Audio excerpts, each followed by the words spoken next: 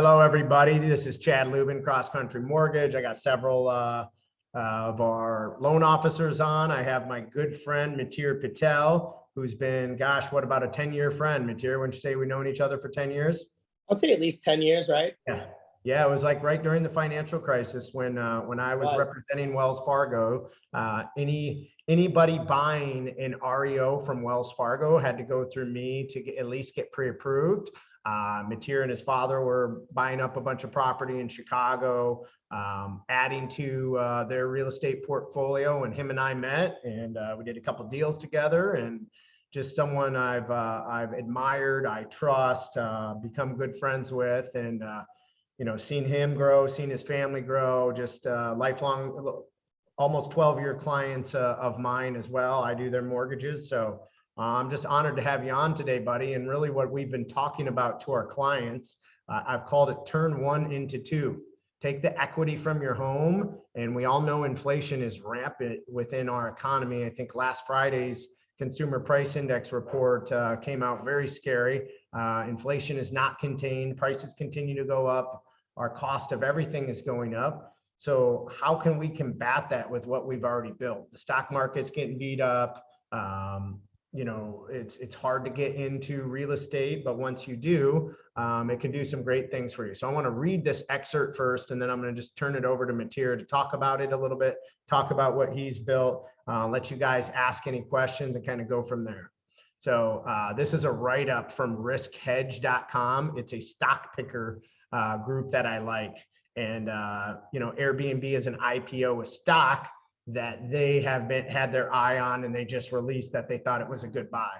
So Airbnb has transformed the way people travel. And with travel opening up, millions of people will take trips they've been putting off for years. In fact, US leisure travel spending is projected to hit $790 billion by the middle of this year, surpassing pre-pandemic levels. Airbnb is in a unique position to capitalize on this opportunity. Today, there are more than 6 million listings worldwide on Airbnb's platform. That's more than the top 5 hotel brands combined.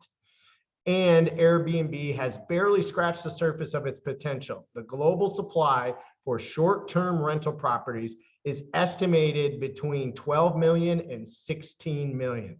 This makes Airbnb one of the best reopening bets, but that's not the main reason I'm adding Airbnb to the portfolio. You see, I didn't just view Airbnb as a travel company like most investors. I consider it to be the ultimate work from home stock. Let me explain. In short, the remote work lifestyle is catching on with millions of people worldwide. I'm doing it today from Miami, right? In a vacation home. I'll walk out, get done with work. My wife's out in the pool right now. We get to spend a little more time together, have lunch. I can put in a full day of work. We can go have a vacation at night. So I think that lifestyle is catching on for a lot of people. According to the research from the firm Gartner, more than half of white collar workers are now working remote. People have more freedom to travel than ever before. These are staggering numbers, and I believe they'll only increase. Thanks to COVID-19, millions of people no longer need to go into the office. They do their work from home. Many employees now demand the flexibility from their employers. According to Forbes, 25% of all professional jobs in North America will be remote by the end of year 2022. Other folks who work hybrid schedules, they go into the office sometimes, they work from home. When they work from home, if their travel will allow it and their flexibility will allow it and their family dynamic will allow it, they'll work out of the office 2 or 3 days, and they'll go in and work remote 3 or 4 days. Of course, most folks aren't going to live out of suitcases like I did for 2 years. They'll work out of offices in their own home, out of another home, excuse me. But the ability to work remotely means people will take longer trips. They can visit a city for a week instead of going for a long weekend. They don't need to be back on Monday morning. Airbnb is already beginning to reap the rewards of the work revolution. About 20% of nights booked on its platform between July and September were 28 days or longer. So people aren't doing just weekends. People aren't doing weeks. This is what this is saying, Matir. They're on average booking 28 days. 20% of the reservations are over 28 days. That blew me away. During that same period, half of all nights booked on Airbnb were at least 7 days long. That's a 44% increase from 2 years ago.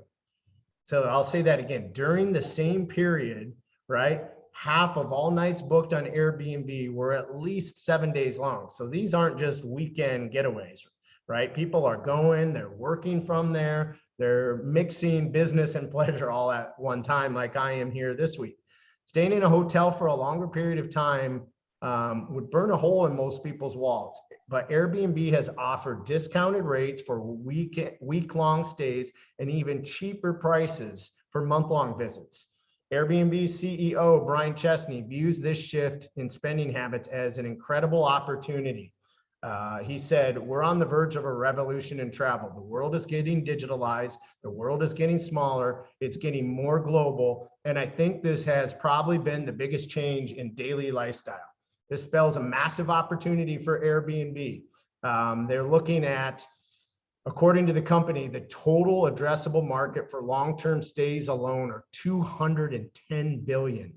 So that leaves plenty of upside for this company, which currently is approaching 50 billion, to grow 400% more to over 200 billion in booking values.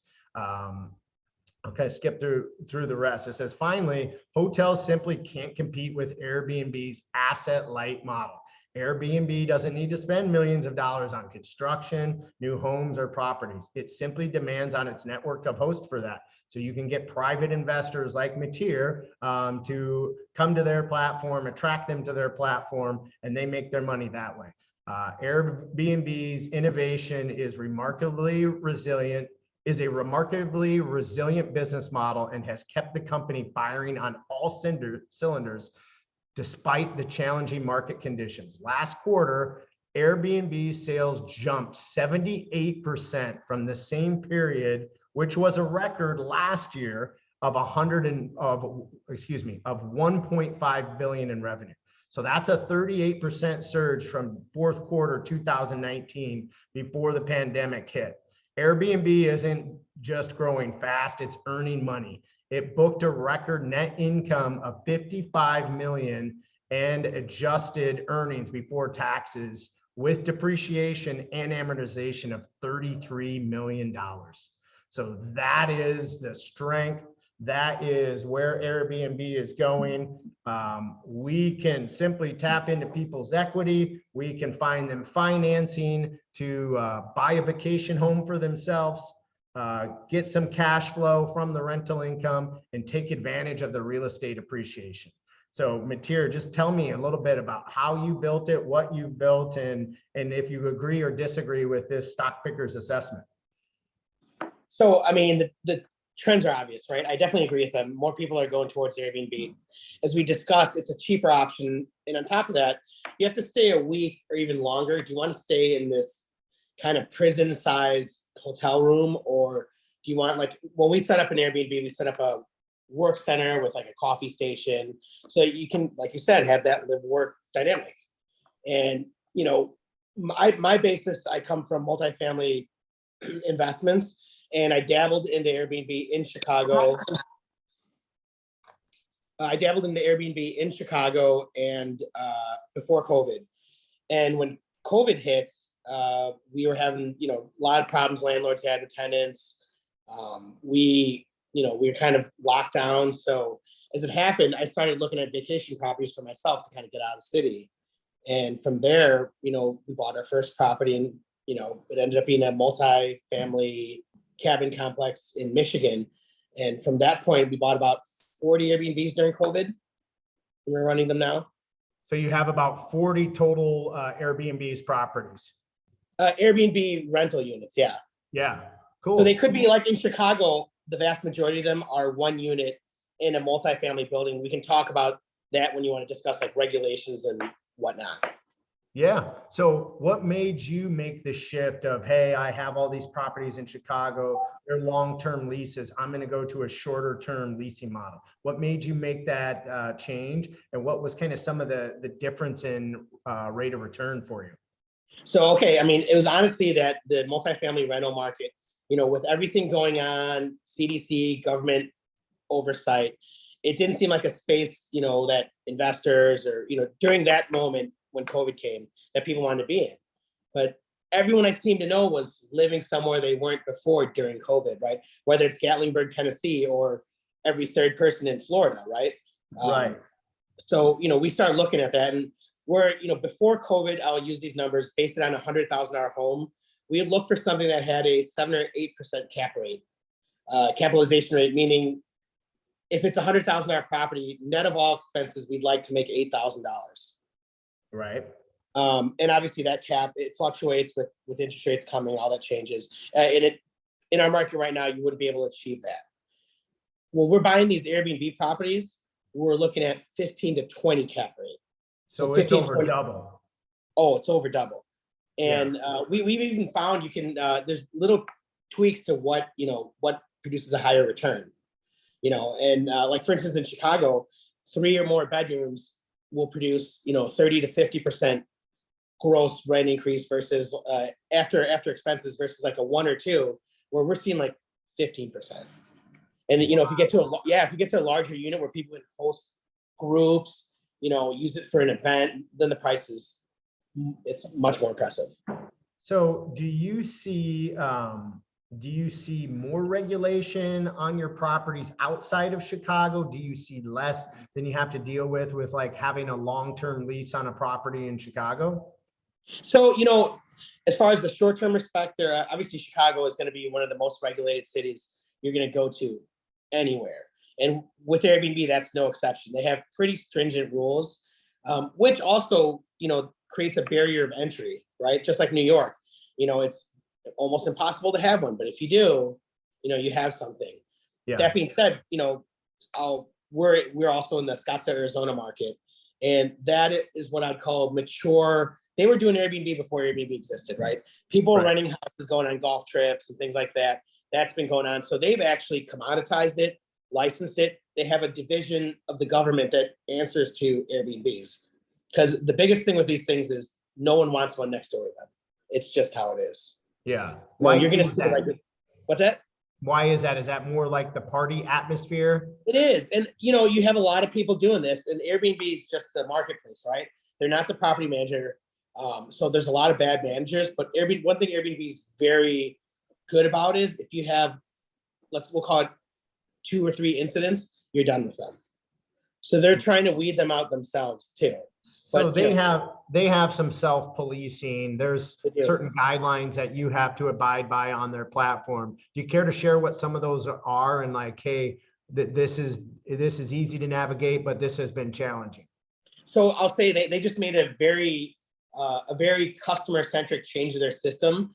They're now offering, basically without proof, if a guest is upset, a refund, and they will move that guest to something comparable at the current owner's expense. This is going into effect this summer, so I don't know what the effects are yet.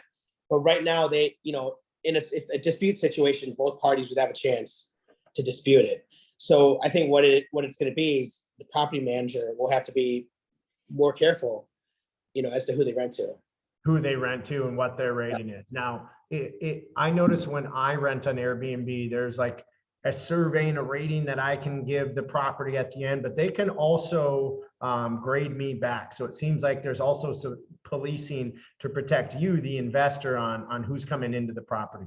Do you care to share with like, hey, this has been a success, and these are the people we like to rent to, but hey, this is where I've had a challenge, or I've had some property damage? You care to share any of those stories?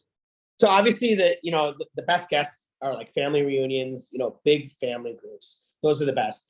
I don't want to, I'm sure there's a lot of young people on here. There's definitely certain age ranges, we'll call it under 24, renting a giant house, you're going to kind of ask what you're doing it for. And the biggest thing you can do, minimum night stays. If you're going to operate something that runs 2 or 3 nights, just understand you're going to get that type of guest. Right. We found that 5 nights is kind of the minimum we want to be in a nicer place. But most of the time they're staying for like a week or even longer, like you mentioned. So you find like, obviously you have kids about the same age as I Yeah. do. Adam's got kids. He's on. Iris, one of ours, she's actually, you guys got to meet. She's an agent in Scottsdale.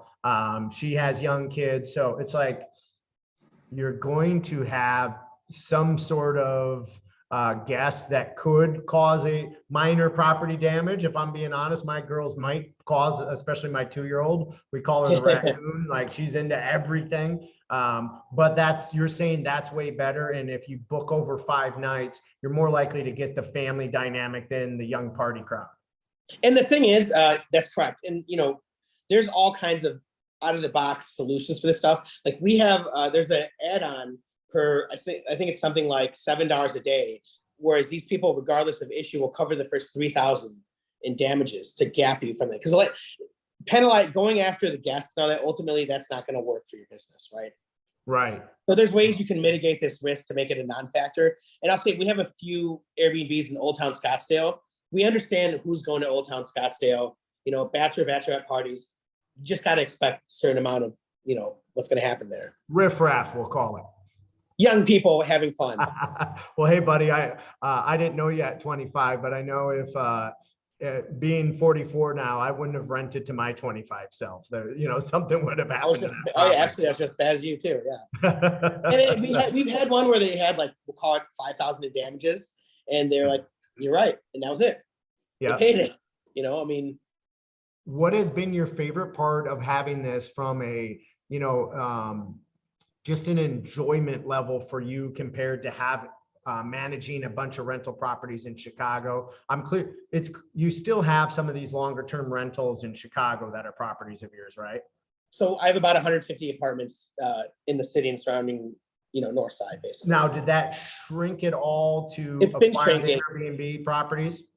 I've been selling buildings in the city to buy in other markets. That trend might be slowing down because the other markets obviously have gone up a lot, and Chicago may not have participated as well. And if you're looking in that respect, there might be a better investment value in some properties in Chicago. Got it. So what has been like, hey, this has been really good for me and my family using the Airbnb model, and hey, this is something I really don't like? Yeah, well, right off the bat, we've had rental properties in Arizona. We love Arizona. And because of this, we're able to buy our own home in Arizona, with the rental properties. Same thing with Michigan. We have a house, the lake an hour and a half away, and we can spend weekends there. And literally we have zero cost of ownership. Yeah. How has it helped with your taxation? So, we can do cost segregated accounting on acquisition. So that's what I do, right? We'll accelerate the depreciation, on the purchase.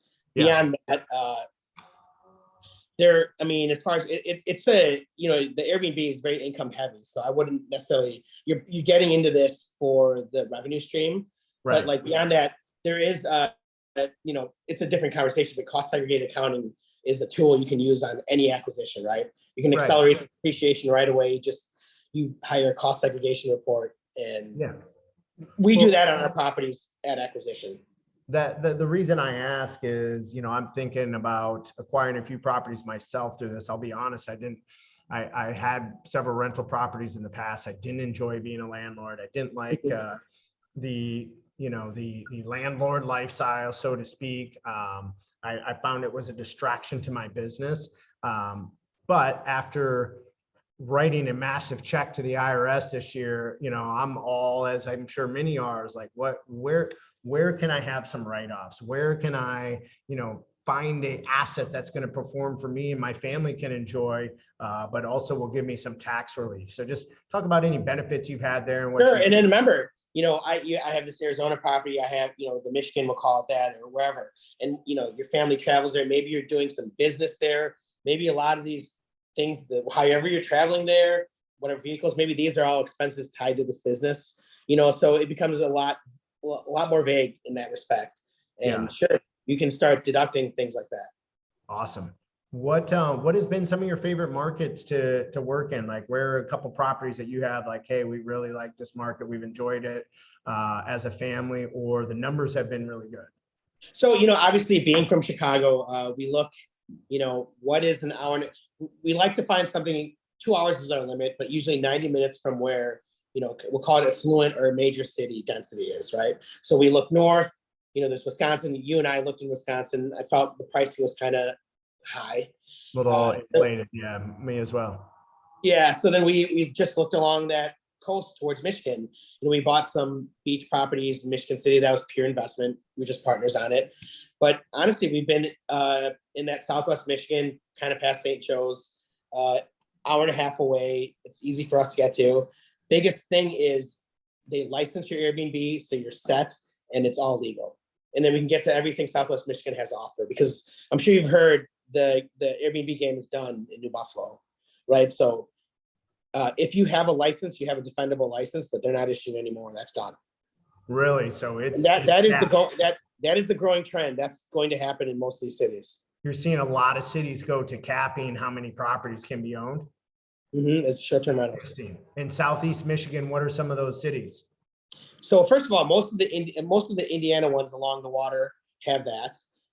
New Buffalo has it. Sawyer is very strict. St. Joe's is also done. You're talking about most of those Lake Michigan towns have done it. Cool. So it's there. Beyond that, I found like surprising areas like New Hampshire. We have a property in New Hampshire that it's 90 minutes from Boston, but it's putting up numbers that are far more impressive than Arizona. That's awesome. And Arizona's been like the workhorse, right? You've been there that was your first property you acquired in Arizona in this model, correct? That's correct, yes. Cool. Now, we were guys using that, right? We were renting houses in guy trips, so. Yeah. Do you have a certain property that you look for that says, hey, we think this bedroom, this bathroom count, we can get it at a fair price and it rents out really well? Any Airbnb hacks, so to speak, of? Yeah, so we would say in any of these markets, the absolute minimum is 3-bed, 2-bath. What we like to do is find a property, because it's funny thing, a great Airbnb property may not necessarily be the greatest home to live in full time, but it's a real fun place to stay for a week. So what we like to do is have properties where at least 2 families with kids could stay. Maybe there's a kids play area or a kids room, and on our most successful ones, 3 families can stay. So when you could have like groups stay like that, and like we have one property where all the party stuff for the adults is on the other side of the property, so the kids can go to sleep or do whatever, and they can stay up and rage all night. So we're finding those kind of things are huge. Have a desk, have a printer, make it a great workspace. We invest in tech. We do fiber optic lines, mesh at the very least at our properties. So what I read at the beginning of kind of the remote work lifestyle that can turn into a nightly vacation for you too, and just a getaway. I think a lot of us did that during the pandemic when we're like, I gotta get outside of these 4 walls. I know my family did. I'm like, I love my house, but if I stay in these 4 walls for another day, I'm gonna go crazy, right? So I think that kind of started this, and now you're just seeing it morph into, hey, that was pretty easy. I can work remote. I can, let my family during the summer have a summer vacation. I can work during the day, and I can go enjoy a vacation at night. Absolutely, yeah. Any non-negotiables? You already mentioned the tech, like you go tech heavy so they can get that work done. Any other non-negotiables that you say, hey, this has to be in all of our properties? I mean, so location, right? You want to buy, do not ever sacrifice for location. That's the number one. We do the usual. We plaster our places with televisions. We hire decorators. I don't think we're reinventing any wheels here. Got it. Where did you find that footprint? Did you go visit a few Airbnbs and say, hey, this is what I like? Like, how would you recommend someone on this call or someone that watches this video get started, besides getting their financing from us at Cross Country? So, and unbeknownst to you guys, you financed our Airbnbs. Yeah. So that's why I had you on. We help you build this empire. Yeah. So I'm sorry. What I kind of lost my train of thought there. No, that's okay. I said, what would you suggest to someone who's looking to get started? Someone on this Oh, call. you know, yeah. So the best way to start is, you know, everyone had a place maybe they're fond to go visit when they're kids or whatever. Say like maybe it was a lake, you know, in Minnesota or whatever, and you like going there. If it's someplace you like to visit, and it's quick and easy, there's you know, AirDNA is one source, but there's several free sources. You can put in the address. They can give you a rough idea of what the rents would be, you know. Where And was that? You cut out just so, a bit. so AirDNA has it. There's another site, I believe it's raddu.radu.com. But if you Google free Airbnb analysis, there's a million of them. There's a And lot of that. Oh yeah, you just put the address in, and they give a pretty. So they'll give it based on usually 40 to 50% occupancy. And I'll tell you, like, we'll call them like Gatlinburg, New Hampshire, Arizona. Those markets are running 70 to 90% occupancy. Wow. Yeah. Really? Yeah, and our Michigan does run about 40 or 50, but we shut down for 7 months of the year. We shut down all the lake properties. Right. So that counts. Hey, we're not going to rent it during the winter because no one's going to be there. Right. So it's still the vacancy in the model. So Yeah. you're not only are you making a, you know, crazy, we'll call it 2x number or whatever, it's comprised in such a small time too. Yeah. So in the off season, you know, we'll winterize stuff, or, you know, if people want to use it, we kind of house some of our workers when we're buying new properties there too. Yeah.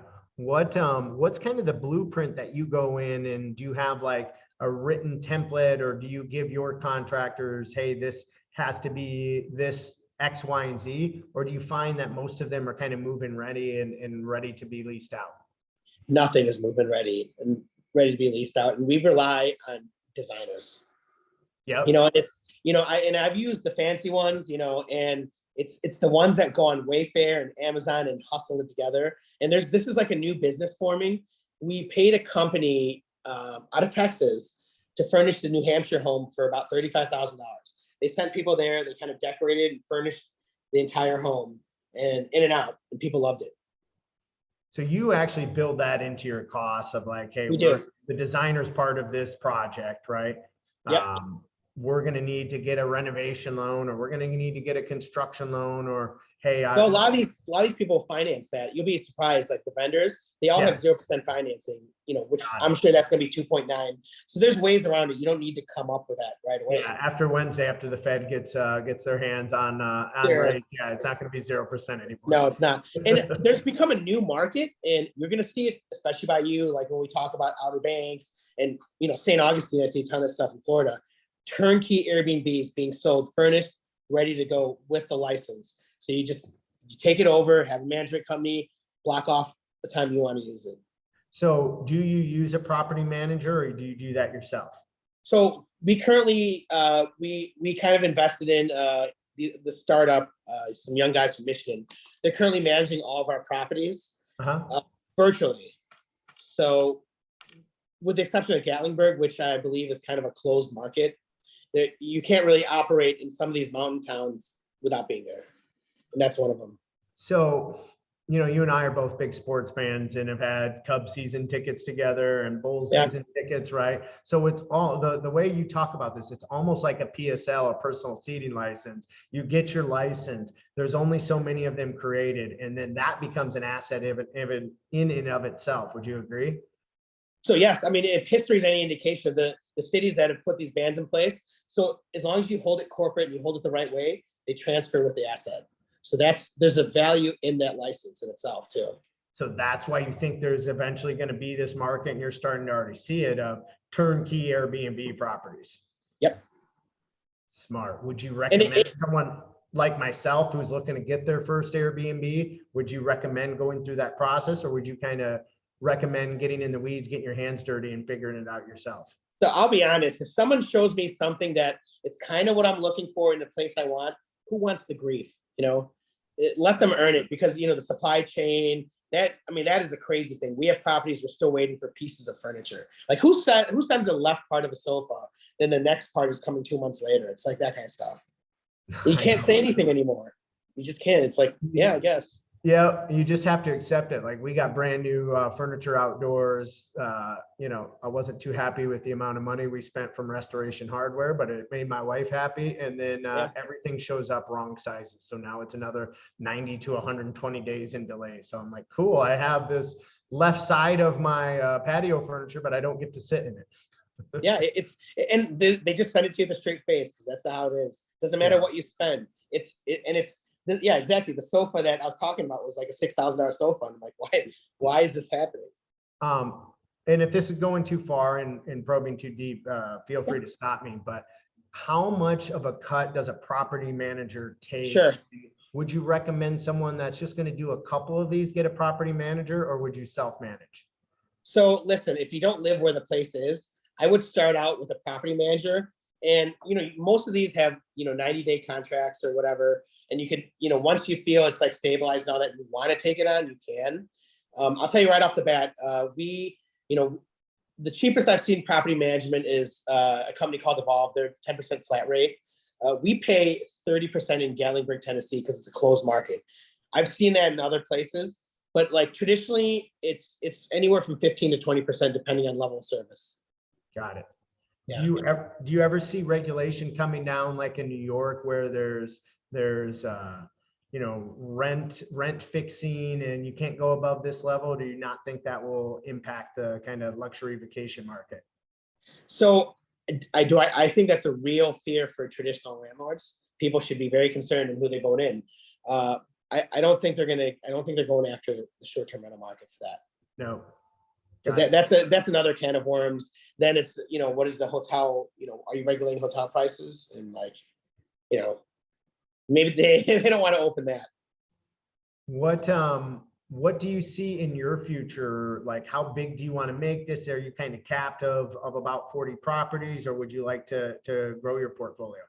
Oh, so right now, I've actually been looking at, old legacy buildings in Chicago. The thing with the regulation now, you cannot have an Airbnb unless it's your primary residence or zoned commercially correctly for Airbnb, or if you own 5 or more legal units in your building, 25% can be Airbnbs. So we lost a bunch of Airbnbs that were sitting in like 3 flats.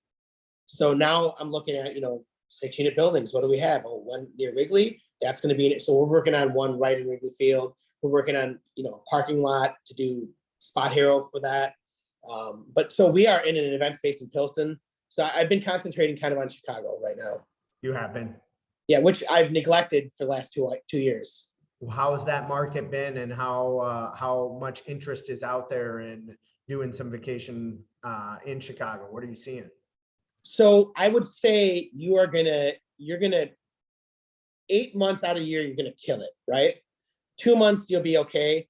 Then January and February, you're gonna wonder why you ever did it, because you're gonna get like $3 in renters, right? Who wants to be in Chicago in January and February? Right. It's positive, terrible, right? Yeah. So then that's why we have the warm, like the Arizona, those February, January, March, Arizona shines. So then you kind of have a revenue stream continuous. So am I hearing you say, tell me if I'm off base here, but you would rather shut down some of your properties for the non-peak periods and be able to charge max rent than cheapen yourself and have some potential damage or issues during the winter months where you're not going to get much rent?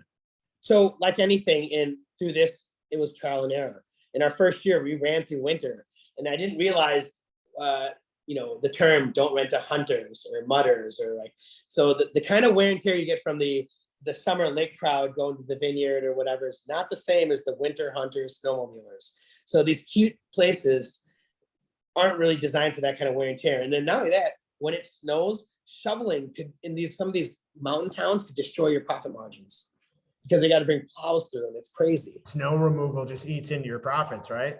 Yeah, so we're like, forget it in some markets. Yeah. Josh, he's talking to you about those hunters. Quit being so rough on all the properties when you hunt. It's Awesome. funny, but it is a thing, yeah. Yeah, no, I can completely Yeah, I can see that. Let's open up some questions. You guys got some questions? I've been asking a lot of material. What other questions do you guys have? Go ahead, Josh. One question I had, when you're going into a new market. Flip your thing down, your sound's best. There you go. When you're going into that new market, how do you go about finding a property manager or a management company? I mean, honestly, most of the time it's the internet. These days, Vacasa, if you don't have anyone, and you can check if Vacasa's there, they're the biggest player, I think, in the world for property management. But Spell that. Vacasa, Vacasa. They're publicly traded. They're the big dogs in this They're the business. big dogs. Yeah. And like and I can give you a list like software for I would say for your clients, first time starting out, 1 or 2 properties, Guesty is probably the one most people use.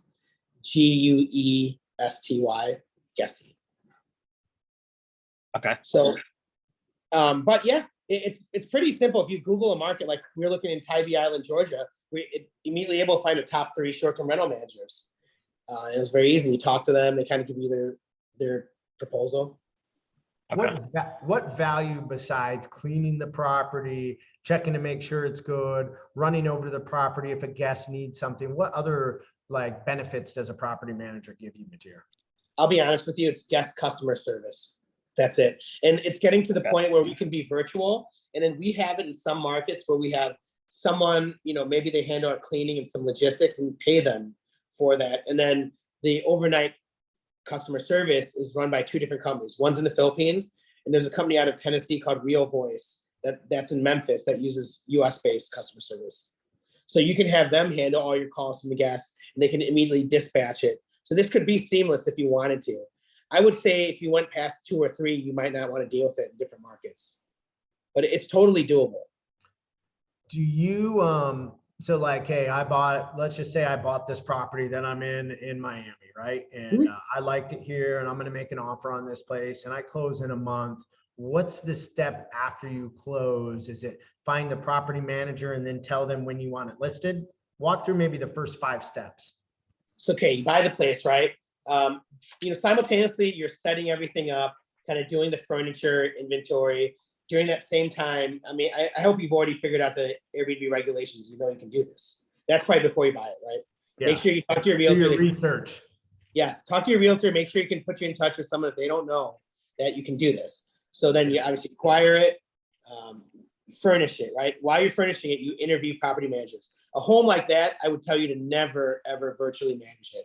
You want someone coming on site and doing inventory after every stay, doing checklists. You're going to want something like that for that type of property. Awesome. And then the minute you hire the property manager, then they will then it's not yours. You just enjoy it and you tell them when you want it. Yeah. That's how a good property manager should be. Give us some examples of the communication between you and your property manager. Like how much do you have to deal with? So a lot of times it's about how much you really want to be involved, right? So like a lot of these people know that I like to be involved. They'll let me know. Usually something, we'll call it catastrophic, $1,000 or more happens, and occasionally I'll snoop and ask about a review and like what happened here, and we'll ask for explanations. But usually, every month they give us a report of every property and kind of a synopsis of what occurred. Yeah, so you just have one that does it for you all and they're virtual. Correct. Cool. Sam, I know you've been raising your hand a bunch. Go ahead. Yeah, so was it called Evolve Property Manager? And now with your 40+ units, how much time would you say you put every month on them? So me, I would say I put about 10 hours a month in. If I could, example, I went to the mailbox today. This is just the bills from Airbnbs this week. So it's that kind of stuff. And we're so archaic. I scan it to my assistant and she does the accounting. That's how bad I am. Yeah. So I think someone younger and more automated would be able to streamline everything I'm doing. Got it. So it's kind of cool because you can create your own businesses and processes, right? Just like Absolutely, yeah. doing lending and just like we do in real estate. We work under an umbrella, but it's kind of our show to run it in our own business. Absolutely. And we talked about this virtual, like even my assistant who coordinates all this stuff is also virtual. So no one's really in the place they should be anymore, right? Are you, do you have partnerships? Would you recommend partnerships or would you, and so at what level? So outside of we'll call it my 2 vacation homes, they're almost all entirely in partnerships. So mine are traditionally formed as, I'm the the GP LP type of relationship where we have investors. But you know, there's like my first property in Arizona started with me and my friends going for waste management or whatever you did in Arizona spring training, and they were like, "Why are we paying these guys?" So we all chipped in and bought our first property, and then they from there. I remember when you guys were doing that. Yeah, it was before COVID. Literally, Yeah. we closed out. We put it for rent. Then a week later, Airbnb canceled every booking we had because of COVID. Wow. Yeah, but then 2 months later, it never stayed. It went back up, and it was Yeah. never vacant since. How were the hits during COVID, and did you recover it quickly after the shutdown? So I had, I wouldn't call myself a big landlord, and I had maybe 11 people not paying rent as far as the legacy tenants. And we still have some stragglers from that because Chicago bureaucracy, right? It's different dealing with tenants' rights and things like that in Chicago is very different than the other places. But as far as the Airbnb, small pause, then sky's been the limit. Yeah. So a little bit of a pause, but I mean, it had to be amplified after that by so many people going out and renting, wanting to get out of their home, like we talked about. By June, mind you, June in Arizona, right? Not the most pleasant place to be. I don't think we are basically 80% occupancy from then to now. Wow. Yeah. Even during the hot summer months, you're 80%. It's all California people. People were just sick of California moving there. And I don't know if you ever go there. It's like every other car is a California license plate. In Arizona. Yeah. I can see that. Yeah. Cool. I mean, it's so much cheaper. Taxes are so much lower. Same reason, people are upset here in Chicago. Right. Yeah. What other questions you guys have for Matir? Matir, thanks for hopping on. I had a question about buying. Have you ever bought a property that you maybe earlier in age, you thought you could use as a rental, but then you can't do short-term rentals and are able to get with the association, or had any experience getting with them to reverse that? So a couple things I'll tell you. Great question. Yeah. So I know it's unavoidable at times. If Airbnb is your goal, I would tell you 9 out of 10 times. I know in Miami it's not the case because hotels allow you to Airbnb. I mean, hotels, high rise allow you to Airbnb. I would avoid associations only because even if they allow it for now, you've signed on there and they can just change the rules and say no Airbnbs. The problem with fighting an association, every time I've tried to fight an association, it's an uphill battle that unless enough people want it, you can't win it. Yeah. It can't. I would almost tell you not to gotta have. It's like you can't just have you. There's got to be allies. And what's their motivation if they have their primary home in this association? Their motivation is to not have party animals by them, right? Yeah. Yeah. So the association is generally, I'm generally pushing you towards buying not an association. That's a great tip. Everyone should write that down if you're considering this. Stay away from the associations, even if they allow it. In the future, they might not allow it if they have enough problems, right? It only takes one bad situation. Well, and a lender could say, hey, you have 5%. They can change the rules, as you know. You have X amount there short-term rentals. We can't warrant this building or some whatever change in laws, right? Yeah. It just puts you in a situation. Then your back's against the wall. Maybe the rental cap's been hit traditionally. You're forced to sell it. Never the best time. What else, ladies and gentlemen? What else would you like to ask our expert? Did you say in Miami, for example, high rises, You don't worry about high rises in Miami or say So I personally, go ahead. Sorry.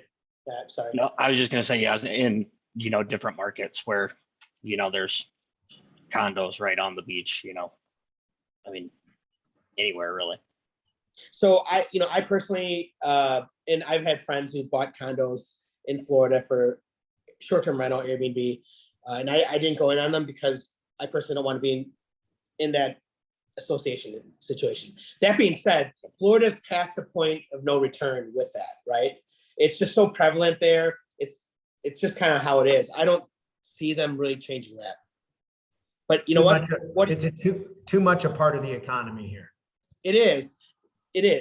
But I mean, then again, Disney thought they were too. Yeah, right. Right. What else, guys and girls? What would you say is the number one trap people fall into? Obviously, the numbers are so attractive when you say 14 cap, 15 cap. What do people not pay attention to? Awesome. So what I've seen, and I'm talking to people, who manage Airbnbs, that we're seeing a big trend of, first-time vacation home buyers. They're way overpaying on very aggressive Airbnb assumptions. Also, you got to consider maybe last year's numbers could have been a unicorn for some, or an anomaly for some markets, right? So the biggest thing is get your numbers straight, be realistic too. So, and I've had that with even clients who've gone on in other markets, bought Airbnbs, they're not seeing the same returns. I'm like, well, what did you expect? Yeah. You didn't do this, so you're going to get this type of guests. So what I'm hearing is don't count on the projections from 2021, 2022. I mean, we had one of the craziest moments of my lifetime. And obviously when you get through adversity, you want to celebrate the other side of it. And people are celebrating right now and vacationing and trying to get back to normal. And the numbers are going to be ridiculous, right? Yeah. But you're saying don't expect that in 2023 when we have the inflation going on now and everything's getting more expensive, right? Maybe And people may not have- take that vacation, right? People may not might take not it. take that vacation. Absolutely. You have, maybe some employers do require you to come back to the office, right? I know we're seeing that in Yeah. our industry a little more. What are some other things that could cause that? I mean, the big thing, we have a war going on, right? With oil and gas prices. The thing is with Airbnbs, you traditionally drive to them, right? I know it seems to be a conversation with a lot of people these days about how much it's costing to fill their tanks up, right? Yeah. Yeah. Well, we were talking about it. I was booking a flight to Napa right when we were getting on to go see a friend. I'm like, oh my gosh. Like I never fly first class unless it's all the way across the country, and in California is. And I'm like, I'm not paying those prices. No. So, I'll just give us a quick little plug. We are having these conversations a lot. Mateer can help in Chicago. We have other realtors too. We have Iris down in Arizona, who we trust and worked with a long time, who I can see is on today. We can always find you great people in any market you go to. I'm a national coach for mortgage lenders and realtors. We have people I trust and who are committed to doing great things for me because of the coaching I've provided them in almost any market. We'd be happy to make an introduction. We do have the financing available. We can get cash out of your current home. We've seen a rise up in equity across the country. I hope you all know by now that that real estate has went up almost 40% in 2 years nationwide. So it's insane how much your price of your property that you might have bought in 2018, 2019, 2017, how much more it's worth now. What we're proposing and recommending to the clients that have the reserves and do have some seed money and can create a new business from themselves is, hey, take some of that equity you have or money that you've saved, put it down on an Airbnb. We can finance the property for you. There's several different ways we can do it. We can fully underwrite you and approve you. We have a great program called a debt service coverage ratio loan, where we don't even have to collect your tax returns or any income. We use the rental income from the property to qualify you. You just have to prove that you have the assets to cover this payment, cover the payment on your current home. So we have some great flexibility and programs to get you into these homes. So, I just want to give Cross Country a quick plug. Mateer was talking about in a conversation we had a few weeks ago, just how much our easy underwriting has helped him acquire some of these properties. We'd be honored to do it for you. And, all of my crew of loan officers are on. If they invited you or if they showed this video, go to them. They're experts in it. Josh and August and Adam and Sam, myself would be honored to help any of you kind of chase this dream. But what closing remarks did you want to have, Mateer? So, you mentioned equity, right? So one thing I've been telling like a lot of clients, everyone's like, oh, rates have gone up, all this. I traditionally sell multifamily buildings, and I'll tell you this, almost every building I see for sale, that's a legacy building, that's not a new build selling right now, the rents are grossly below market. So if you were to look at some of these properties, so your rates went up they're a point higher than they were a little while ago, right? But the Yeah. fact is, these rents are 20-30% below market. When you add all that in, these buildings are worth a lot more. There's real value that's being, especially some of these like northern, like stagnant markets, these rents haven't moved and all of a sudden they've moved. And the building prices are pretty much the same.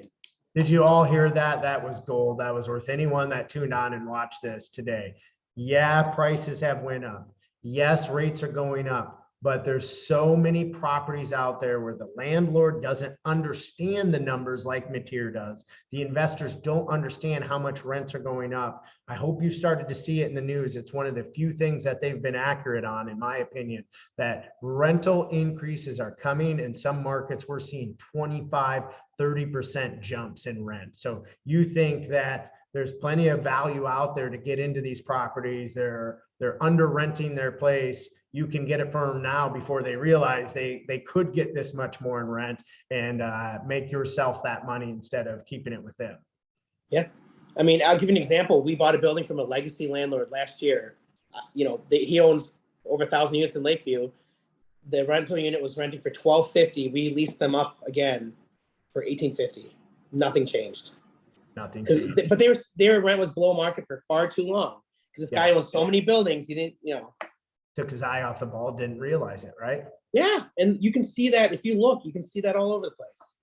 Here's what I know, guys. I've had rental properties, not to Mateer's level. Mateer's definitely the best real estate investor I've ever met. Some of my top agents, some of my top clients are going in a lot in real estate. I know one of my favorite clients, I referred to Mateer. How many properties have you got him into now?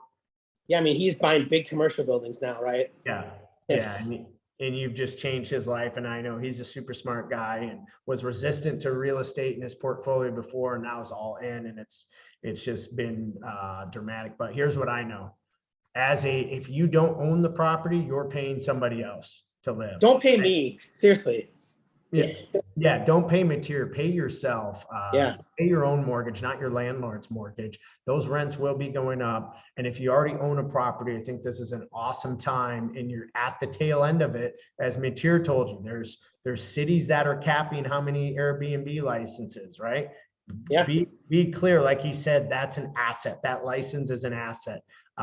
There are price increases, but there's no way real estate's going backwards, right? The statistic I just saw was in 2017 or 2007, Mateer, there was 3.5 million more homes than there is in 2022, but we need 14.5 million more homes. There's 14.5 million more households. So that's a 17 million swing from 2017 in supply, less supply, 14.5 million more demand.